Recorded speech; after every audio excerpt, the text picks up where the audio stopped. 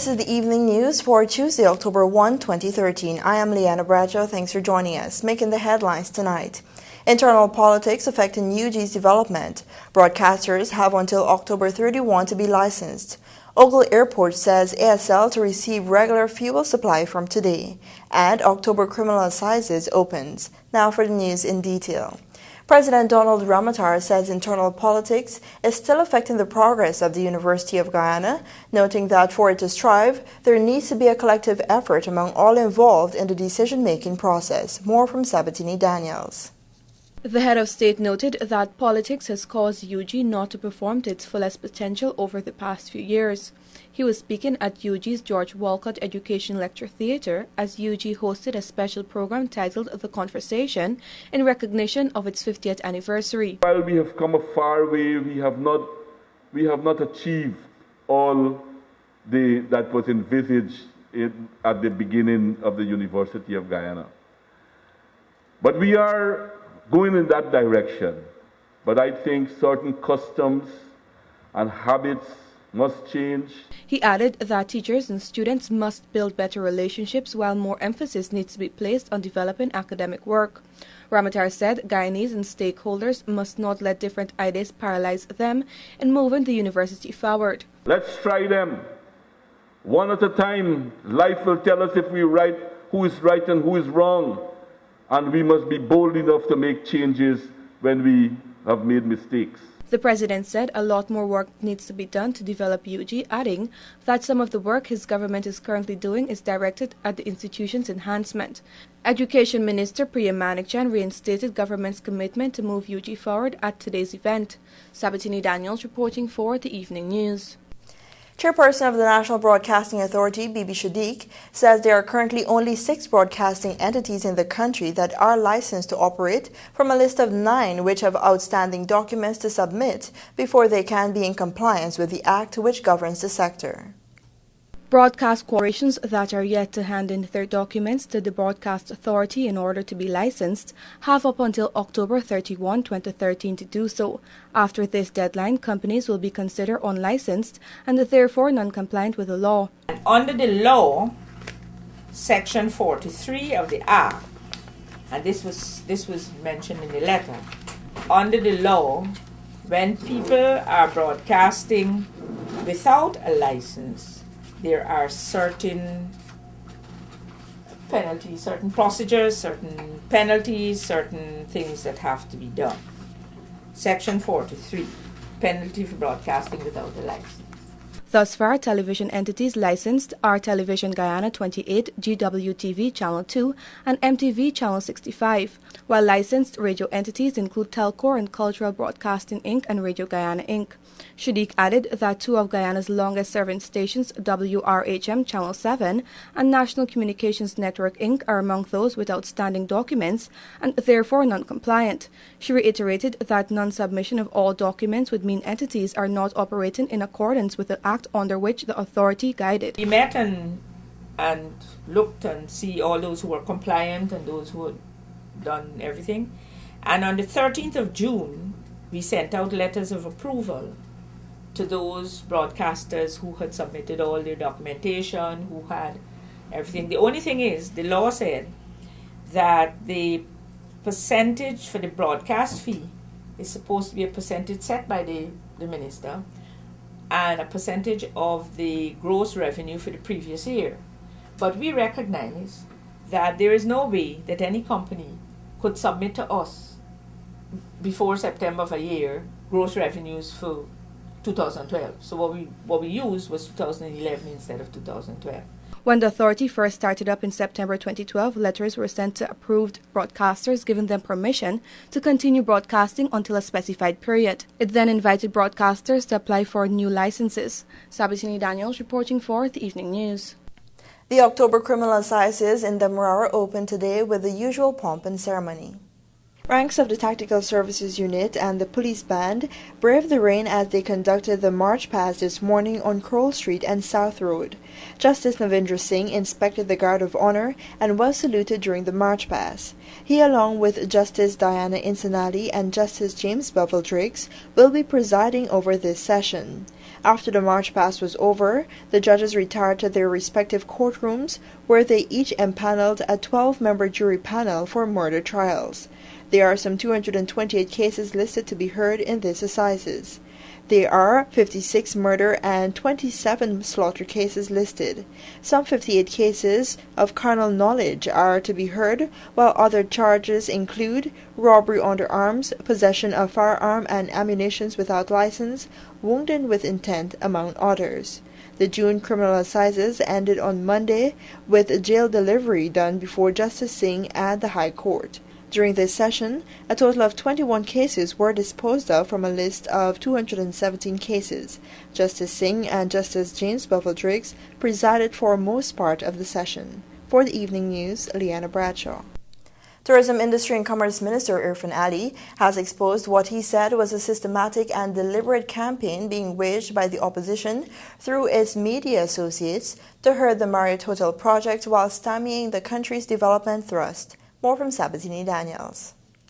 Guyanese were today warned that opposition is rolling out a systematic campaign to intensify their assaults on the efforts of the government to attract more foreign direct investment, as well as to establish a Marriott International Hotel here. Tourism Minister Irfan Ali said that he has taken note of the increasing levels of misinformation and distortions being spread by the opposition political parties with the aim of stymieing the growth and development of Guyana's hospitality sector. Let me be very clear.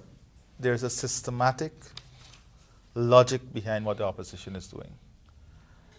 Let us not be fooled. Let us not be misguided. Let us not even attempt to understand what is happening with the opposition.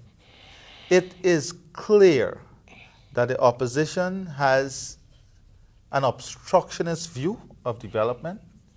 It is clear that the opposition has geared their minds towards destabilizing the economic environment and creating an economic impasse and a developmental impasse with the clear objective of derailing the developmental agenda of Guyana, of the government, and of the people of Guyana. Despite the attempts being made to tarnish the reputations of those involved in the project and to cast a dark cloud over the transactions being pursued, he declared high levels of confidence for those negotiating on behalf of the government and people of Guyana. I am very confident in the leadership of NISL, the leadership of the sector.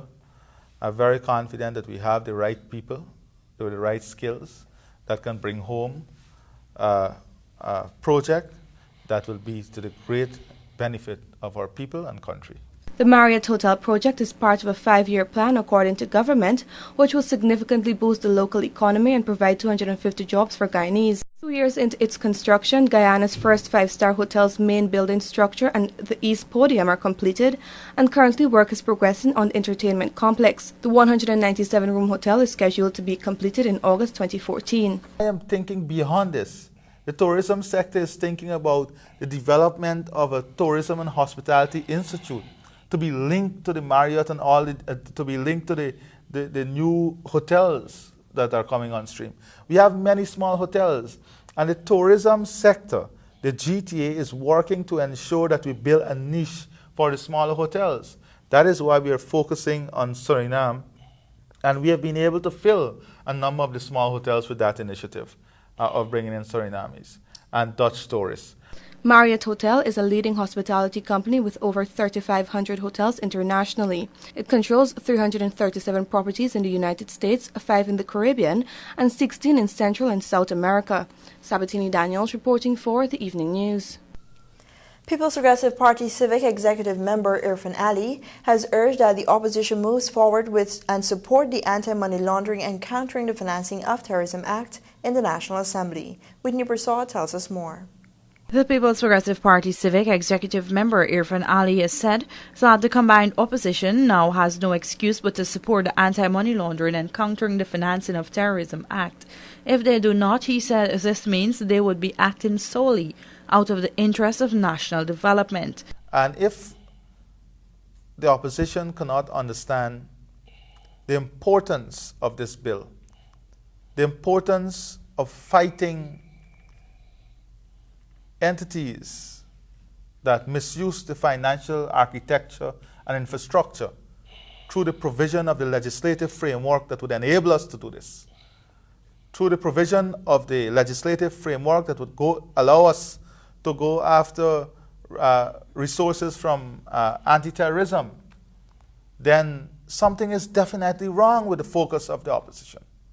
He also sought to respond to the opposition leader David Granger's comment of government's bogus deadlines to have the bill passed in Parliament. Ali stated that the deadline instituted upon Guyana to have the legislation passed was established by the international community. He reminded that government operates in an environment that is also guided by international rules, noting that all the financial infrastructures of the world today are interlinked, and as a result, government has to comply. Meanwhile, President of the Ghana Manufacturing and Services Association, Clinton Williams, stated that the private sector is concerned about the future of businesses in Guyana. He stressed that a number of businesses and exporters here are engaged in international financial transactions for which the non-passage of the Act can affect. We are very concerned that we might reach a point where business in Guyana will be ground to a halt, because most of our exporters and importers would have to utilize international mechanisms to get their business up and running, continue to run. So that we were very concerned, and the private sector umbrella body is the advocacy unit through which we operate. And we're working through them to ensure that there can be some collaboration and discussion on the way forward to make sure it doesn't happen. For the Evening News, Whitney Prasad. Do stay tuned, more news still ahead.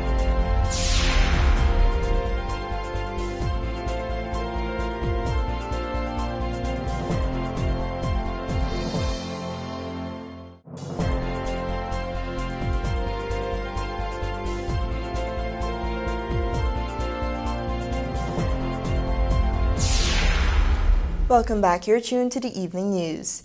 Air Services Limited ASL Director Annette Arjun Martins on Monday said the company is in an emergency situation as its fuel supply has been cut off on short notice by its supplier Rubis. With a limited fuel supply remaining, ASL has suspended its operations indefinitely and has asked customers to be understanding during its current crisis. This is after ASL was informed of the decision via email from Rubis Caribbean Aviation Sales Manager Hudson Innes through the local supplier Caribbean Aviation Maintenance Services.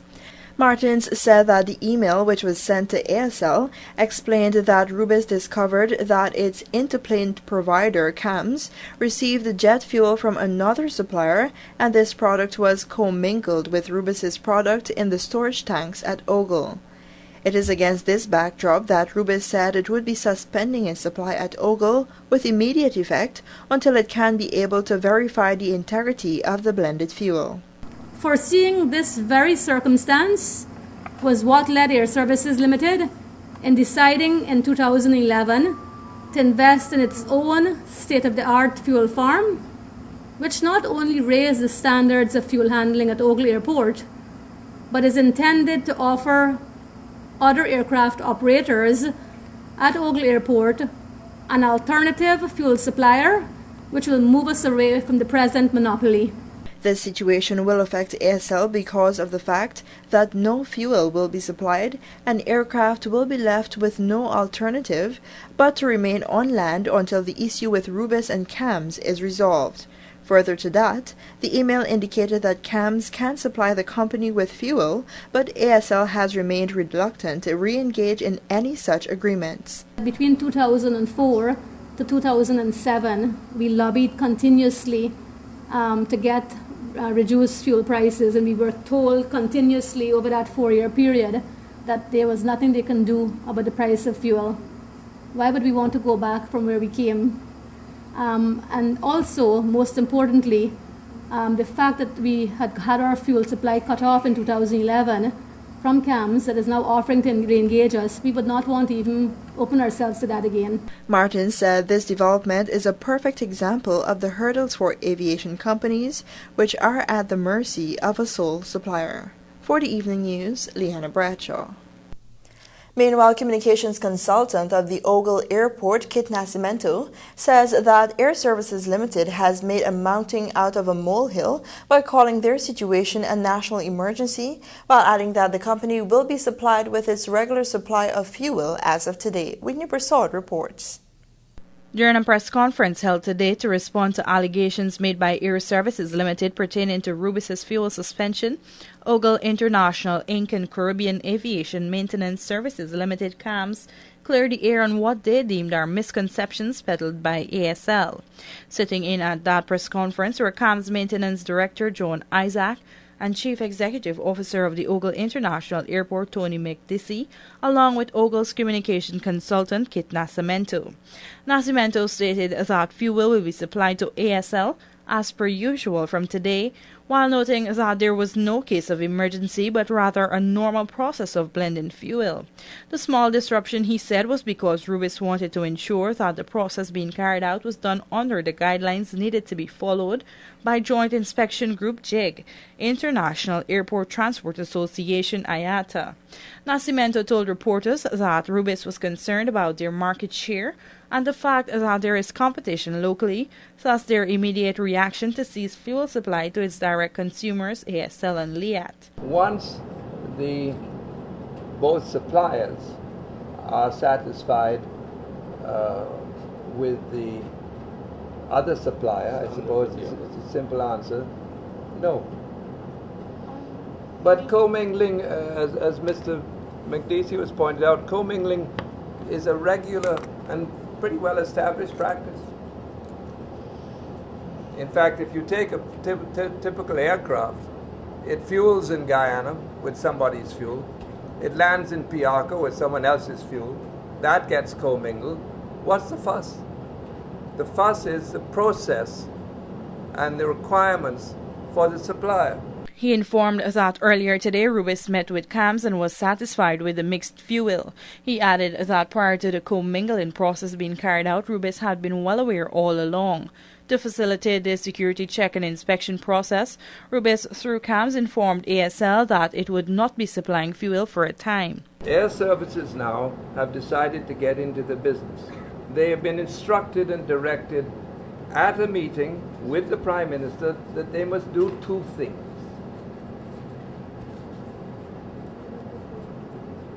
They must first apply for a non-commercial license, and they must operate their fuel farm for 6 months to establish that they have the operational capability for doing so. Nascimento recalled that back in 2011, ASL made attempts to bring fuel on the airport to supply their aircrafts, and by this failed to comply with the international JIG IATA. Then in the same year, ASL moved to establish its own fuel farm, which is still not operational to date. For the Evening News, Whitney Prasad. In this report, you'll hear that there has been a delay in the first shipment of fertilizer from Venezuela. Agriculture Minister Dr. Leslie Ramsamy says there has been a delay in the shipment of fertilizer from Venezuela to Guyana, which was expected here by September month end. The Agriculture Ministry had arranged for 2 ships to bring the fertilizer at a time convenient to the manufacturers, but this could not have been realized. We signed a contract when the team visited last week in Venezuela. I'm giving you some details. For 2 ships to bring the first, which would have exceeded the 5,000 tons. One to come in this week, I think the 2nd or 3rd, and one to come in the following week. Those ships have now informed us that they will not be available for those dates. So we're trying to finalize the dates. He noted that the 2 shipments of fertilizer are in accordance with the Petro-Caribe deal that exists between Guyana and neighboring Venezuela. In the Petro-Carib agreement, we expect in a year that coincide with the two crops for rice. One crop is the first months of the year and one crop during the middle, later months. So we are in that period now. In order to catch the next crop, we want fertilizer to come in September, October. Ramsamy, during a recent visit to Venezuela, succeeded in getting manufacturers to agree to supply Guyana with 5,000 tons of fertilizer. During the recent visit of President Nicolas Maduro to Guyana, a decision was made to extend that previous agreement to 2 shipments. As per the new agreement, the first shipment will see the supply of 5,000 tons and another shipment in March next year. Rice farmers, depending on their location, currently pay between $7,000 and $10,000 for a 48-kilogram bag of urea. With the new shipment, they are expected to pay a maximum of $5,000. At the moment, the country's rice farmers require about 20,000 tons of fertilizer, which means that this first shipment will make available 25% of their needs. For the Evening News, Leanna Bradshaw. Auditor General Deodat Sharma yesterday presented Speaker of the National Assembly Raphael Trotman with the Auditor General's report, a compilation of the audited financial records of Guyana's ministries, departments, and regions for the fiscal year ended December 31, 2012. The Audit Act of 2004 stipulates that a report be completed by the 9th month each year, and so Sharma was able to remain compliant with the law. This is the 4th time since taking office that he has been able to do this. Sharma says that there continues to be an improvement in the way in which the report is completed while maintaining its credibility and integrity. Do stay tuned, your sport news is next.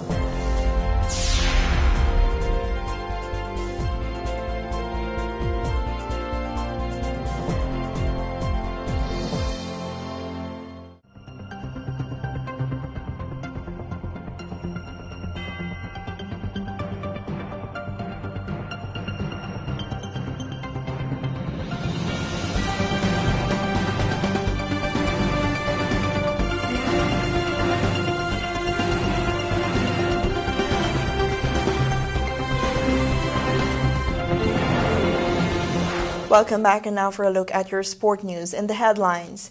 FIFA referees seminar underway. Amateur boxers do Guyana proud at South American Youth Games.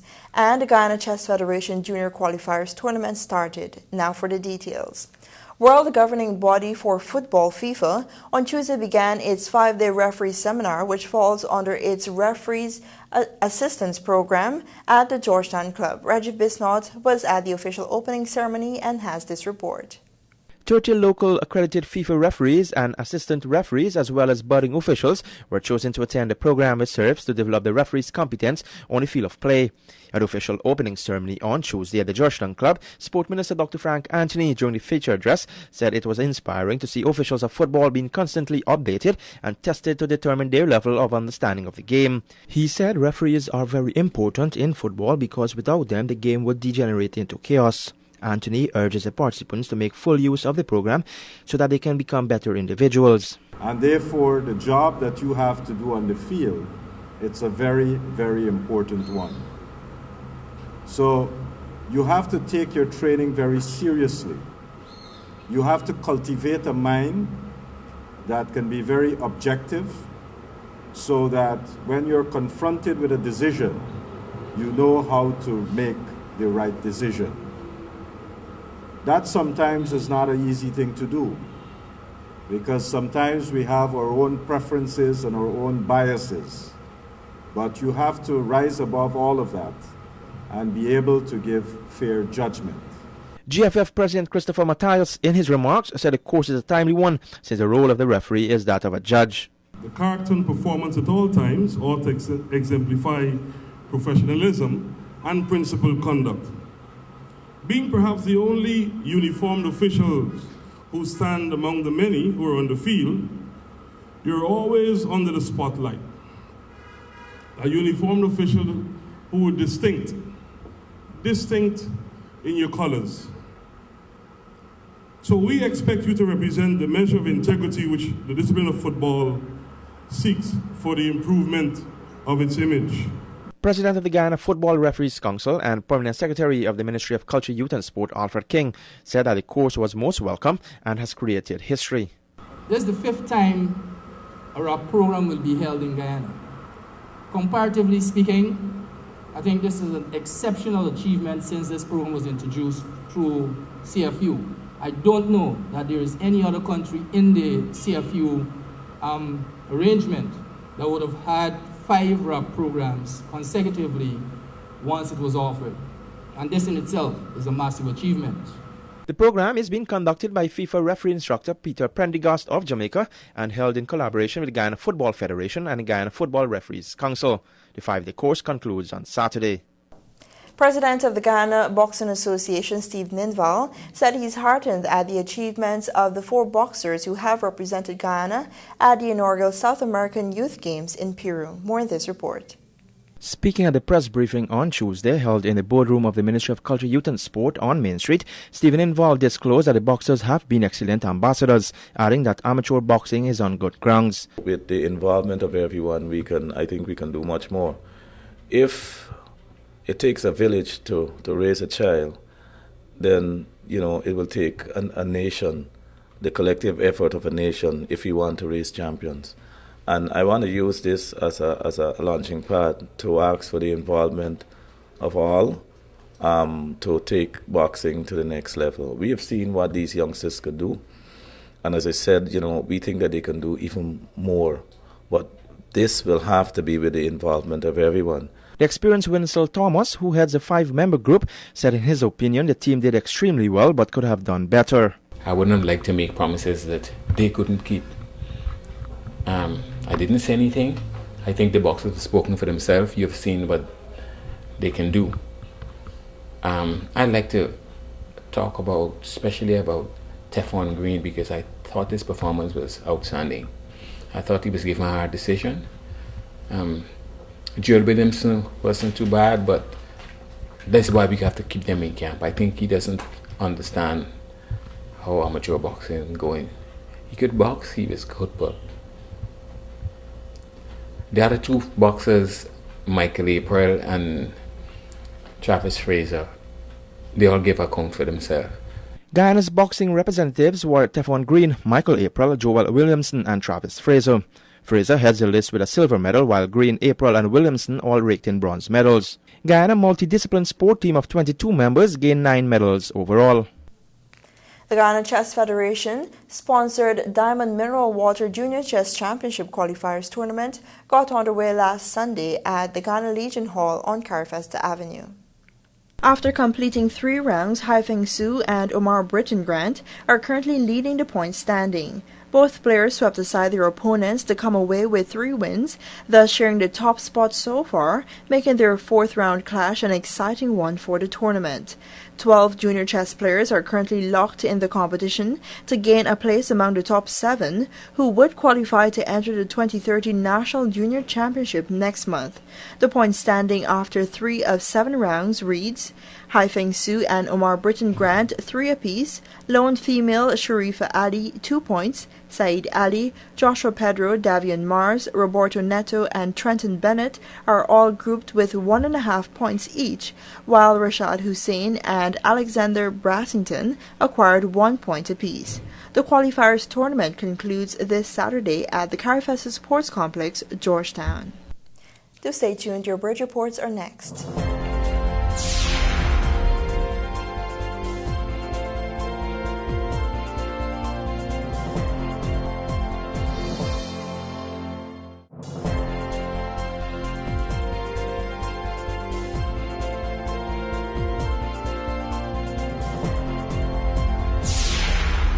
This is the evening news. Now for a look at your bridge reports.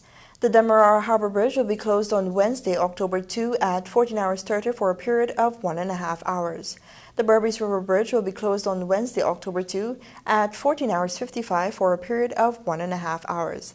And that's your Tuesday, October 1, 2013 edition of the Evening News. I am Leanna Bradshaw. Thanks for joining us.